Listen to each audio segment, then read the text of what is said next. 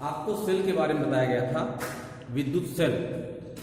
वहां पर सेल के बारे में परिभाषा बताई गई थी कि सेल वह युक्ति है जिसके माध्यम से रासायनिक ऊर्जा को विद्युत ऊर्जा में कन्वर्ट करके या बदल करके परिपथ में धारा प्रवाह को निरंतर बनाए रखा जाता है। सेल दो प्रकार के बताए गए थे।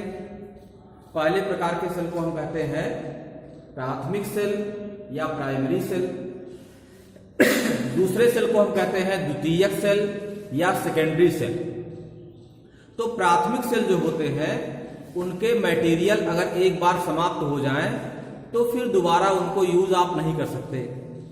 जैसे शुष्क सेल होता है, टार्च की बैटरी का सेल होता है, या और भी लिग्नांसी सेल हम लोग यूज करते हैं प्रयोगशाला में। तो वहां पर जब एक बार उसको यूज कर लेते हैं और उसका मटेरियल खत्म हो जाता है तब उसको दोबारा यूज नहीं कर सकते, उसको तो हम प्राथमिक सेल कहते हैं। द्वितीयक सेल जो है, दो प्रकार के सेल आपके कोर्स में है। एक को हम कहते हैं सीसा संचायक सेल, एक का नाम क्या है सीसा संचायक सेल, और दूसरे का नाम क्या है क्षारीय संचायक सेल। सीसा संचायक सेल और क्षारीय संचायक सेल, ठीक है। ये सेल क्या होते हैं, कैसे काम करते हैं, किसकी दक्षता ज्यादा है, किसकी दक्षता कम है, कौन ज्यादा उपयोगी है, कौन कम उपयोगी है, इसके बारे में आपको जानना है। वास्तव में जो द्वितीयक सेल होते हैं या जो सीसा संचायक या क्षारीय संचायक सेल हैं, इसमें दो प्लेटें नहीं होती केवल, बल्कि इसमें प्लेटों का समूह होता है। आपको बताया गया था कि जो प्राथमिक सेलें होती हैं उसमें तो केवल दो प्लेटें होती हैं, एक धन प्लेट एक ऋण प्लेट, ऐसे होता है। जैसे अगर रेग्लांसे सेल है तो रेग्लांसे सेल में जो कार्बन की छड़ होती है वह धन प्लेट का काम करती है, और जो जिंक वाली छड़ होती है, जिंक की छड़ ऋण प्लेट का काम करती है। उसमें विद्युत अपघट्य का काम कौन करता है, सल्फ्यूरिक अम्ल या गंधक का अम्ल का घोल जो होता है वही काम करता है। किसका, वो काम करता है विद्युत अपघट्य का, उसी में ये प्लेटें डूबी रहती हैं।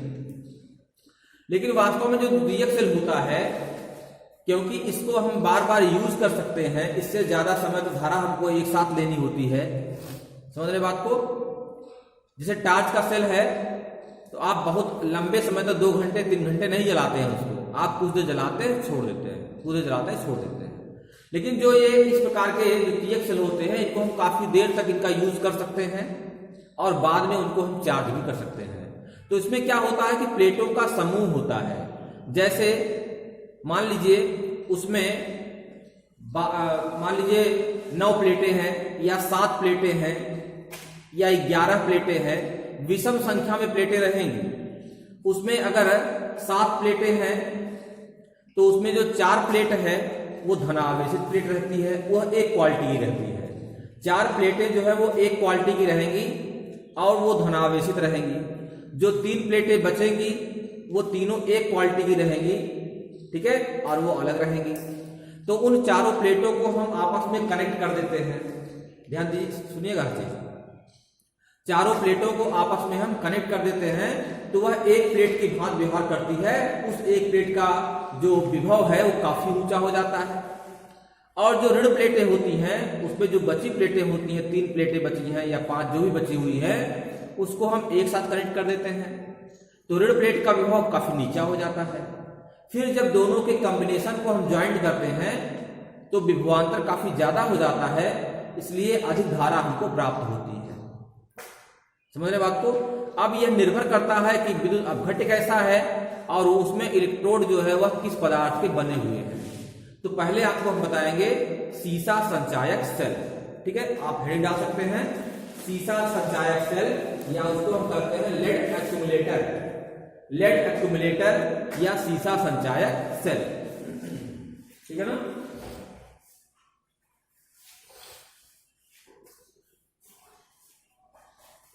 देखिए जो सीसा संचायक सेल होता है इसमें प्लेटों का समूह होता है।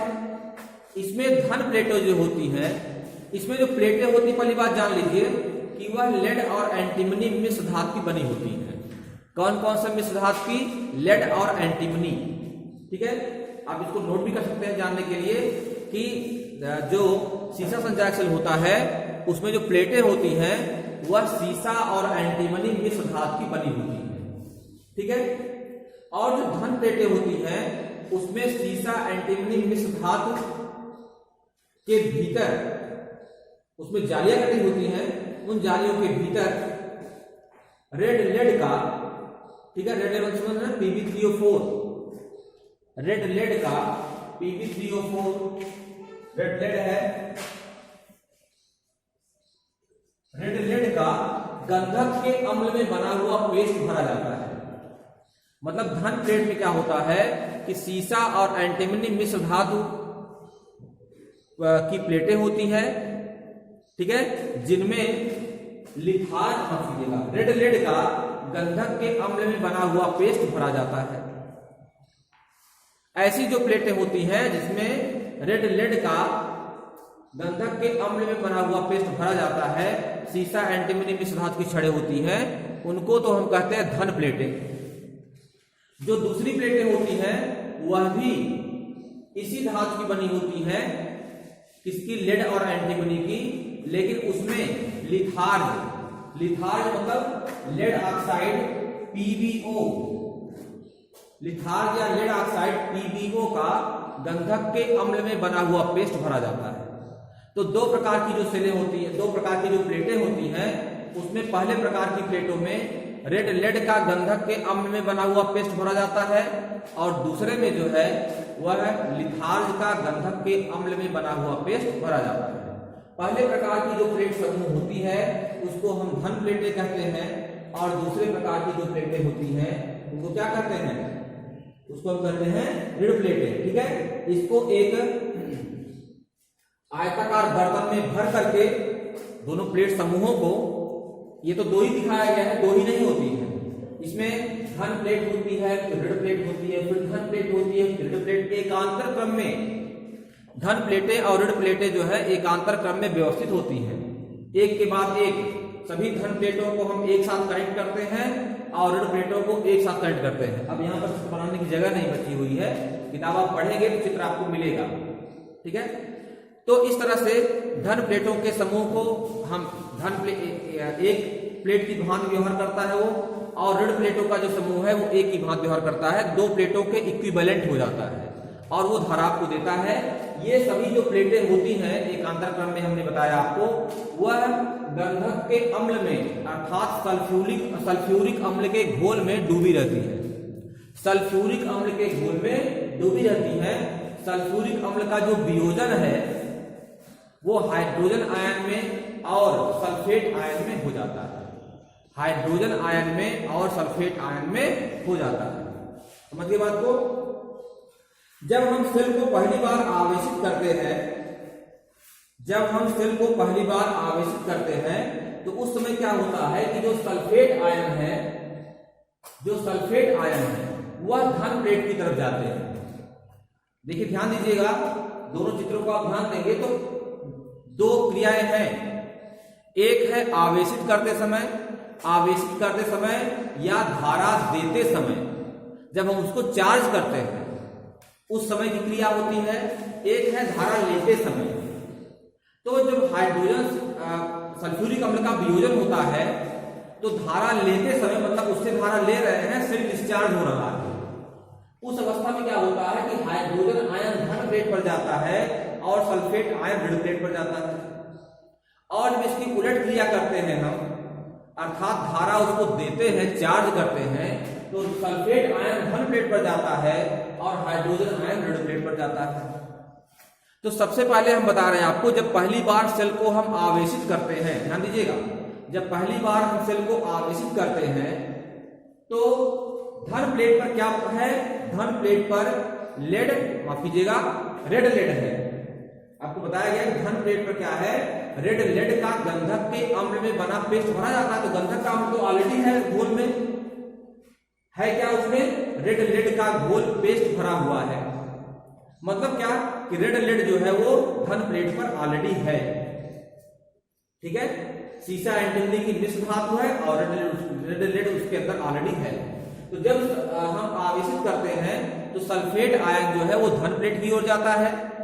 तो जो Pb3O4 है अर्थात रेड लेड है, वह सल्फेट आयन से मिल करके क्या बनाता है, लेड सल्फेट बनाता है, lead peroxide, sorry lead peroxide कीजिएगा, लेड परऑक्साइड बनाता है। मतलब Pb3O4, समझ रहे हैं, Pb3O4 जब सल्फेट आयन से मिलता है तो लेड परऑक्साइड बनता है और इसका रंग कैसा होता है, गहरे भूरे रंग का होता है, ये गहरे बादामी रंग का। कौन सा रंग का, गहरे बादामी रंग का लेड परऑक्साइड। ये लेड परऑक्साइड बना हुआ ना, ये कहां से आया, इसी को बता रहे हैं। पहले तो आप सेल बना, सेल में जो है आपने विद्युत अपघट डाला, उसमें प्लेटों को डाल दिया, ठीक है, उसके बाद आप चार्ज करेंगे पहली बार, तब उससे धारा लेंगे। जब पहली बार चार्ज कर रहे हैं तब का मैं बता रहा हूं कि लेड परऑक्साइड बन जाता है। कैसे, यही जो रेड लेड होता है ये सल्फेट आयन से क्रिया करता है धारा देते समय वाले में, पहली बार धारा दे रहे हैं, सल्फेट आयन से क्रिया करता है तो लेड परऑक्साइड धन प्लेट पर जमा हो जाता है, लेड परऑक्साइड धन प्लेट पर जमा हो जाता है। और हाइड्रोजन आयन जो होता है वह लिथार्ज से क्रिया करता है, लिथार्ज से, PbO से क्रिया करता है, तो स्पंजी भूरे रंग का क्या बनता है, लेड बन जाता है। और हाइड्रोजन आयन जल बन जाएगा, जल बन जाता है और लेड बन जाता है। तो लेड जो होता है वह ऋण प्लेट पर रहता है और जो लेड परऑक्साइड है वो धन प्लेट पर रहता है। तो अभी हमारा सेल तैयार हो गया है। ये धारा देने के लिए हमने पहली बार शुरुआत में इसको चार्ज कर दिया। तो जब हम शुरुआत में इसको चार्ज करते हैं तो उस समय धन प्लेट पर लेड परऑक्साइड रहता है और ऋण प्लेट पर लेड रहता है, ठीक है। अब यह धारा देने के लिए तैयार आपको है। जब यह धारा देने के लिए तैयार होता है तो उस समय इसका विद्युत वाहक बल 2.2 वोल्ट होता है। आप इसको याद रख सकते हैं। सेल का आपसे पूछा जाए कि सीसा संचायक सेल का विद्युत वाहक बल कितना होता है तो आप बताएंगे 2.2 वोल्ट होता है। कितना होता है, 2.2 वोल्ट होता है। और इस समय इसकी जो डेंसिटी होती है वह 1.25 ग्राम प्रति घन सेंटीमीटर होती है। इसकी डेंसिटी कितनी होती है, 1.25 ग्राम प्रति घन सेंटीमीटर इसकी डेंसिटी होती है। समझ गए बात को, इसकी डेंसिटी कितनी होती है, 1.25 ग्राम प्रति घन सेंटीमीटर।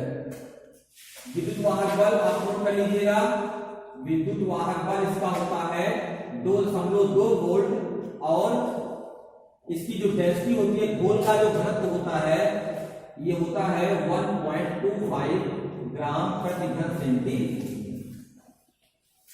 ये इसकी डेंसिटी, ठीक है। तो उस अवस्था में ये तैयार हो जाता है। अब ये धारा देगा तो हम बता रहे हैं आपको धारा देते समय क्रिया यहां लिखा गया है, ध्यान दीजिएगा। धारा मतलब लेते समय, धारा हम उससे ले रहे हैं, अब वो देने को तैयार हो गया है।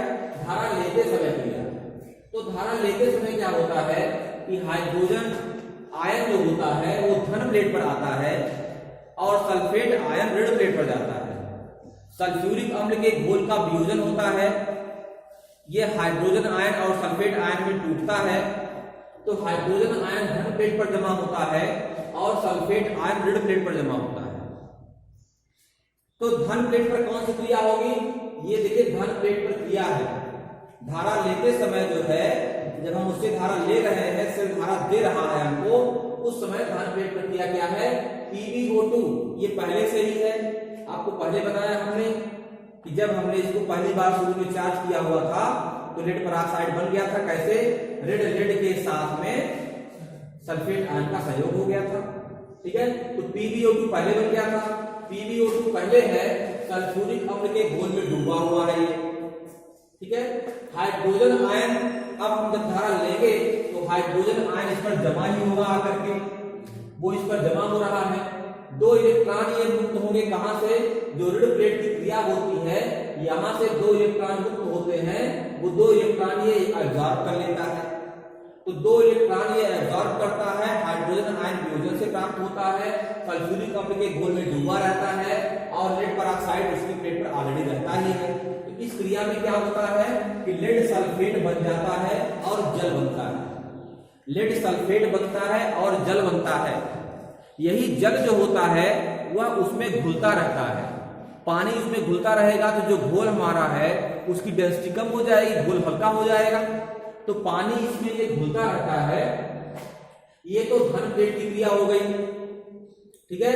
ऋण प्लेट पर आप आ जाएंगे तो ऋण प्लेट पर क्या है, लेड जो है ऑलरेडी है, आपका लेड ऑलरेडी है और सल्फेट आयन इस पर जा ही रहा है। तो लेड और सल्फेट आयन मिल करके ये लेड सल्फेट बना लेता है और ये 2 इलेक्ट्रॉन यहां से मुक्त कर देता है। ये 2 इलेक्ट्रॉन जाकर यहाँ एब्जॉर्ब कर देते हैं। कहने का मतलब जब सेल हमको धारा देता है और काफी मात्रा में धारा दे करके डिस्चार्ज होने की स्थिति में आ जाता है तो उस समय धन प्लेट पर क्या रहता है, धन प्लेट पर ये रहता है और ऋण प्लेट पर क्या रहता है, ऋण प्लेट पर ये रहता है। मतलब धन और ऋण प्लेट दोनों पर जो है ये रहते हैं। मतलब जो पीबी था वो पीबी आपका खत्म हो गया, जो पीबीओ2 था वो पीबीओ2 आपका खत्म हो गया। मतलब ये धन प्लेट और ऋण प्लेट दोनों पर लेड सल्फेट आ जाता है और साथ ही साथ जल बन जाता है। जब जल बन जाता है तो जो सेल का घोल होता है इसकी डेंसिटी कम हो जाती है। जो 1.25 ग्राम प्रति घन सेंटीमीटर थी वो डेंसिटी अब घट करके 1.18 ग्राम प्रति घन सेंटीमीटर रह जाती है और इसका विद्युत वाहक बल घट करके 1.8 वोल्ट रह जाता है। जो 2.2 वोल्ट था वो घट करके 1.8 वोल्ट रह जाता है। तब इस अवस्था में हम सेल को डिस्चार्ज मान लेते हैं, निरावेशित मान लेते हैं, ठीक है। जब सेल डिस्चार्ज हो गया तो फिर से उसको चार्ज करने की आवश्यकता होती है। तो फिर हम उसको चार्ज करेंगे, अर्थात आवेशित करते समय क्रिया, धारा देते समय उसको हम धारा दे रहे हैं किसी बाह्य स्रोत के माध्यम से। जैसे यहाँ पर देखिए एक बड़ी बैटरी लगी हुई है, इससे हम उसको आवेशित कर रहे हैं। तो धारा देते समय क्रिया में क्या होता है कि जो लेड सल्फेट हमारा है वह सल्फेट आयन से क्रिया करता है। सल्फेट आयन जो है, अब सल्फेट आयन जो है वो धन प्लेट पर आएगा धारा देते समय। जल आपका ऑलरेडी इसमें है ही है तो क्या होता है कि इसकी क्रिया के फलस्वरूप लेड परऑक्साइड फिर बन जाता है। जो लेड परऑक्साइड यहाँ खर्च होकर के लेड सल्फेट बना था वो लेड परऑक्साइड फिर से बन जाता है और सल्फ्यूरिक अम्ल का घोल जो यहाँ पर खत्म हो गया था लेड सल्फेट बनने के कारण, वो सल्फ्यूरिक अम्ल का घोल फिर बन जाता है। तो सल्फ्यूरिक अम्ल का जो घोल है वो फिर बन जाता है, लेड परऑक्साइड जो खत्म हुआ था फिर बन जाता है और वैसे ही ऋण प्लेट पर लेड सल्फेट था, हाइड्रोजन आयन इस पर जा ही रहा है।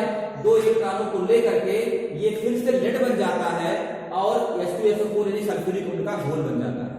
कहने का मतलब सल्फ्यूरिक अम्ल जो हमारा समाप्त हुआ था वो फिर से बन जाता है, लेड परऑक्साइड धन प्लेट पर फिर से आ जाता है और लेड जो है वो ऋण प्लेट पर फिर से आ जाता है। जो मटेरियल हमारे खत्म हुए थे वो मटेरियल हमारे फिर से बन जाते हैं, ठीक है। और जो डेंसिटी इसकी खत्म हुई थी वो डेंसिटी फिर बढ़ करके 1.25 ग्राम प्रति घन सेंटीमीटर हो जाती है। तो हम कहते हैं कि सेल हमारा फिर से चार्ज हो गया है, हम धारा उससे फिर से ले सकते हैं। समझ गए बात को? तो ये आपकी पूरी क्रिया है किसकी, ये है सीसा संचायक सेल की क्रिया है, ठीक है। दूसरा जो सेल हमारा है वह जो है क्षारीय संचायक सेल है। उसके बारे में बहुत ज्यादा विस्तृत नहीं जानना आपको है, शार्ट में दिया हुआ है। क्षारीय संचायक सेल या इसको एडिसन का क्षारीय संचायक सेल भी कहते हैं। इसका आविष्कार 1901 ईस्वी में एडिसन ने किया था। उनके नाम पर ही इसको एडिसन का क्षारीय संचायक सेल कहते हैं। इसमें क्या होता है कि इसको नीफे सेल भी कहते हैं। नीफे सेल, नीफे मतलब NiFe, क्योंकि इसमें निकिल और फेरस, निकिल और आयरन, वही निकिल और आयरन की प्लेटें लगी होती हैं तो इसलिए इसको नीफे सेल भी कहते हैं। इसमें पोटेशियम हाइड्रोक्साइड का घोल 21% का घोल भरा होता है। नीफे सेल में पोटेशियम हाइड्रोक्साइड का 21% का घोल भरा होता है। इसका जो विद्युत वाहक बल होता है वह 1.35 वोल्ट होता है। कितना होता है इसको याद रखना आपको है। इसका विद्युत वाहक बल होता है 1.35 वोल्ट और जब ये डिस्चार्ज होता है तो इसका विद्युत वाहक बल 0.9 वोल्ट रह जाता है। समझ गए बात को? 0.9 वोल्ट इसलिए रह जाता है। इसका जो घोल है इसका घनत्व पहले 1.19 ग्राम प्रति घन सेंटीमीटर होता है। कितना होता है? 1.19 ग्राम प्रति घन सेंटीमीटर इसका घनत्व होता है और बाद में घट करके कम हो जाता है। ठीक है, तो पहले इसका जो विद्युत वाहक बल है इसका घनत्व कम नहीं होता, ये चीज ध्यान देना आपको है। 1.19 ग्राम प्रति घन सेंटीमीटर जो डेंसिटी इसकी है वो कम नहीं होती, इसमें एक विशेषता होती है, समझ रहे हैं ना? क्योंकि इसमें जल नहीं बनता। इसमें पोटेशियम हाइड्रोक्साइड के 2 अणु वियोजित होते हैं और पोटेशियम हाइड्रोक्साइड के 2 अणु आपको प्राप्त भी हो जाते हैं, तो इसलिए इसमें जल नहीं बनता है, तो इसकी डेंसिटी नहीं कम होती, लेकिन इसका विद्युत वाहक बल कम हो जाता है, क्योंकि जो धन प्लेट ऋण प्लेट पर क्रिया होती है उसके परिणाम स्वरूप पदार्थ जो है वो बदल जाते हैं। आप नोट कर सकते हैं इसकी धन प्लेट जो होती है इसमें लिथियम, इसकी धन प्लेट पर क्या होता है, इसकी धन प्लेट जो है वो स्टील की बेलनाकार नलियों से मिलकर बना होता है।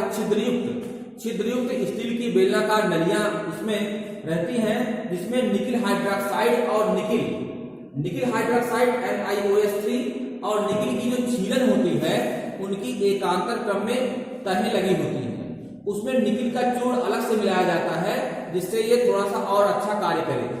तो धन प्लेट में क्या होता है कि निकिल और एल्यूमिनियम की, निकिल और आयरन की छीलन होती है, उनकी एकांतर क्रम में तहें लगी होती हैं। और ऋण प्लेट जो होता है वह स्टील की छिद्रमय बेलनाकार नलियां होती हैं, उसमें लोहे का चूर्ण, आयरन का चूर्ण भरा जाता है। तो कहने का मतलब लोहे का और आयरन की एकांतर क्रम में छीलन जो है भरी होती है धन प्लेट पर, और ऋण प्लेट पर जो है बेलनाकार नलियां स्टील की होती हैं, उसमें निकिल का चूर्ण भरा जाता है। तो इसमें निकिल और आयरन ही मिला के होता है, इसलिए इसको नीफे सेल कहते हैं, NiFe नीफे सेल कहते हैं। ठीक है, और इसका विद्युत वाहक बल बताई दिया आपको। इसमें क्रिया आपको नहीं जाननी है कि धन प्लेट पर क्या क्रिया होती है, ऋण प्लेट पर क्या क्रिया होती है। ठीक है, ये आपको नहीं समझना है।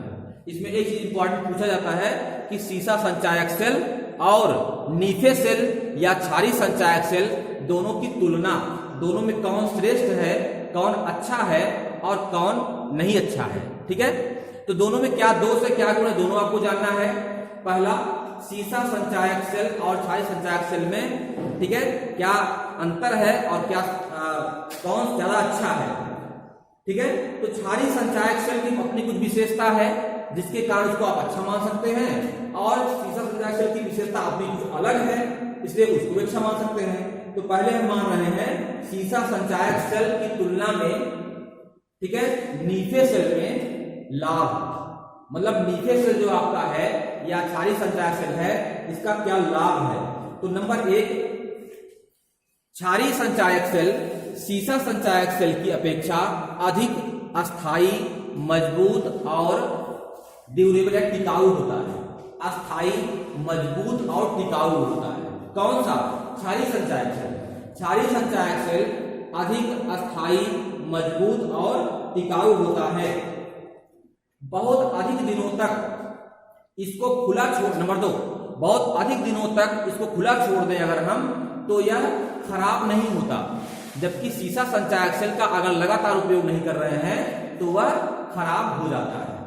नंबर 3, कि अगर इसमें ज्यादा धारा का प्रवाह भी हो जाए, ठीक है, तो इसको क्षति नहीं पहुंचती है ना, यह खराब नहीं होता है अगर धारा थोड़ी ज्यादा भी हो जाए, क्योंकि इस सेल का जो आंतरिक प्रतिरोध होता है वो ज्यादा होता है।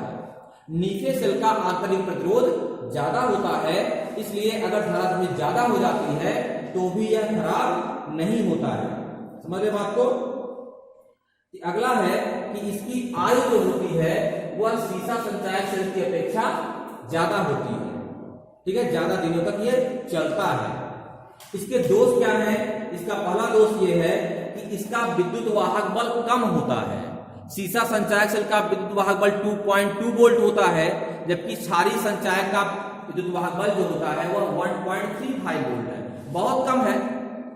इसलिए जब विद्युत वाहक बल कम रहेगा तो यह कम प्रबलता की धारा देगा, कम प्रबलता की धारा देगा और यह जल्दी डिस्चार्ज भी हो जाएगा। ठीक है, नंबर दूसरा है इसकी दक्षता कम है। दक्षता का मतलब होता है कि यह मटेरियल को ज्यादा उपयोग करता है और ज्यादा धारा परिवर्तित कर देता है। मतलब कौन? शीशा संचायक। शीशा संचायक सेल जो है वह मटेरियल का यूज ज्यादा कर लेता है और धारा में ज्यादा कन्वर्ट कर देता है। नीफे सेल क्या होता है? ज्यादा मटेरियल कंज्यूम करता है, धारा में कम कन्वर्ट कर पाता है। तो दक्षता जो होती है, दक्षता का मतलब ज्यादा ऊर्जा का उपयोग, ये शीशा संचायक सेल जो होता है ज्यादा ऊर्जा का उपयोग कर लेता है, जबकि वो कम कर पाता है। समझ बात को? और मुख्य चीज जो बात आपको जाननी है, तीसरा पॉइंट है कि यह धारा जो है वह कम देता है, कम प्रबलता की धारा देता है, कम समय के लिए देता है। कौन? नीफे सेल। और शीशा संचायक सेल जो है वह ज्यादा प्रबलता की धारा देता है, अधिक समय तक देता है। ठीक है, उसको ज्यादा देर तक आप करेंगे तब जाकर डिस्चार्ज होगा वो, क्योंकि ज्यादा उसका विद्युत वाहक बल, पहले ज्यादा विद्युत वाहक बल उसका है। ठीक है, तो 60 में आप कहें तो आप बता सकते हैं कि ज्यादा धारा हमको लेनी है। ठीक है, जिसकी दक्षता ज्यादा हो, तो कौन सा संचायक सेल होगा? शीशा संचायक सेल है। अच्छा होगा, धारा लेना आपको है। और अगर मजबूती केवल देखनी हो, टिकाऊ देखना हो, सस्ता देखना हो, तब वहां पर क्षारीय संचायक सेल है। ठीक है, तो दोनों की अपनी अलग अलग क्वालिटी है, इसके आधार पर आप विभेद कर सकते हैं। अब आपको किरचॉफ के जो नियम है वो नियम बताने हैं। किरचॉफ लॉ, विद्युत सेतु क्या है, मीटर सेतु क्या है, और पोटेंशियोमीटर या विभव मापी क्या है, ये अभी इस चैप्टर में बचा हुआ है। इसको हम अगले टर्न पर आपको बताएंगे।